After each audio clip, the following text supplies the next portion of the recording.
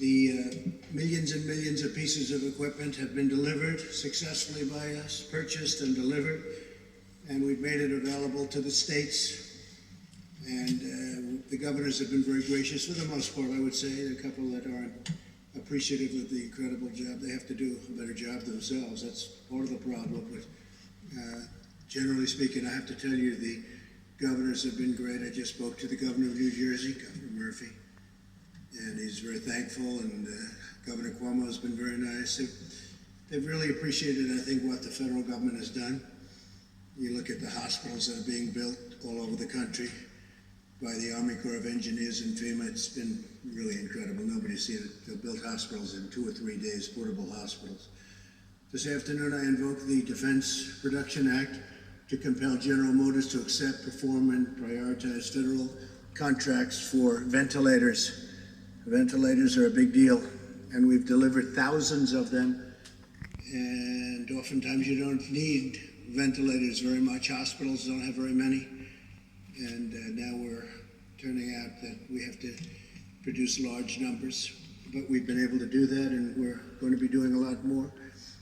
This invocation of the DPA should demonstrate clearly to all that we will not hesitate to use the full authority of the federal government to combat this crisis.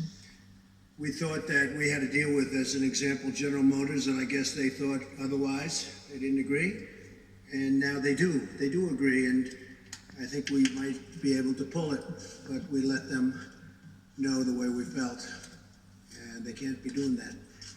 We'll work in partnership with the private sector, but where an emergency exists, and it's very important that we get to the bottom line, and quickly we will do what we have to do and immediately exercise all available lawful authorities to get the job done. This afternoon, I also signed an executive order investing, and very, very strongly investing, the Department of Health and Human Services and the Department of Homeland Security with the full authorities available under the Defense Production Act to respond to the outbreak of the terrible virus, the invisible enemy, as we say. My order also establishes that Peter Navarro, a very trusted person from the White House, and he's done an incredible job for me in terms of negotiation, in terms of understanding where the world is going economically.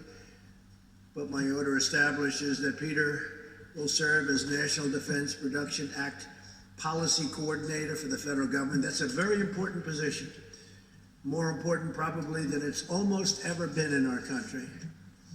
And so I want to congratulate Peter and his family. I know he's going to do a fantastic job. He's been doing that job over the last few weeks.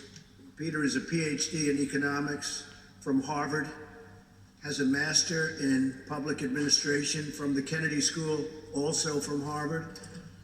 And he's a tremendous guy, and he will do a fantastic job. And I'd like to maybe ask... We have the full force of government coupled with the full power of private enterprise bearing down on this problem for the American people, sir. What we had to do today with President Trump's order with respect to General Motors, I want to give you a little background on that. We need industrial mobilization to make adequate ventilators, particularly in the very short run, to help the people in New York, Detroit, New Orleans, Chicago, Denver, Seattle, all around this country as this virus bears down. And the ventilators really are the most important thing for patients who become most seriously ill. They are literally